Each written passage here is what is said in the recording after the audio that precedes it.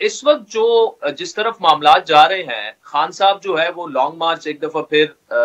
Resume کر کے، اور اگر وہ اسلام آباد آ جاتے ہیں، پہنچ جاتے ہیں، کیا ہو سکتا ہے؟ کیا آپ سمجھتے ہیں کہ حکومت ہو یا ان کے جو اسٹیبلشمنٹ سے جو مطالبات ہیں، کیا وہ ان کے ساتھ بیٹھ کے ماننے کے لیے تیار ہوں گے؟ کیا آپ کو کیا لگ رہا ہے؟ دیکھیں، میرا خیال ہے کہ جو کچھ بھی ہونا ہے، اور یہ میرا اندازہ ہے، وہ اسلام آباد پہنچنے سے پہلے ہی ہو جائے گا، اور ہونا چاہیے بھی۔ ایک دفعہ وہاں پر جب اسلام آباد پہنچ گئے تو پھر جن کی انا ہوتی ہے نا، وہ کہیں گے دیکھیں اب یہ ہم پہ پریشر آیا تو ہم نے کیا، تو خان صاحب بھی کہتے ہیں کہ پہلے نہیں، میں وہاں پہنچوں پھر بات چیت شروع ہو۔ تو ڈیمانڈ تو ایک ہی ہے ان کی، اور میرا خیال ہے اس ڈیمانڈ پہ شاید شہباز شریف بھی غور کر رہے ہوں، شاید پی ڈی ایم بھی غور کر رہی ہو کہ کوئی نہ کوئی الیکشنز کی ڈیٹ جو ہے اس پہ کوئی مطلب ایک انڈرسٹینڈنگ ہو جائے تو یہ مسئلے سارے حل ہو جائیں گے میرا خیال ہے۔ تو وہ اب بھی ہو سکتی ہے،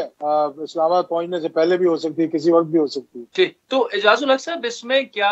جہاں تک آپ چونکہ اسٹیبلشمنٹ سے بھی کافی کلوز رہے ہیں، رابطے آپ کے ہر جگہ پہ، دوست احباب بھی موجود ہیں، عمران خان صاحب سے بھی آپ کے بڑے اچھے ریلیشنز ہیں، کیا اس وقت کوئی ایسے رابطے ہیں؟ اس پر کیا کام ہو رہا ہے، غور ہو رہا ہے، کہیں نہ کہیں کوئی بات چیت ہو رہی ہے کہ اسلام آباد آنے سے پہلے ہی معاملات جو ہیں وہ طے ہو جائیں؟ دیکھیں، مجھے اندر کی بات تو اتنی زیادہ میں نہیں کہوں گا کہ مجھے معلوم ہے، لیکن مجھے یہ معلوم ہے کہ جب پہلے 2 میٹنگز ہو چکی ہیں اور رابطے میرا خیال ہے کسی سیکنڈ ٹیئر پہ ابھی بھی چل رہے ہوں گے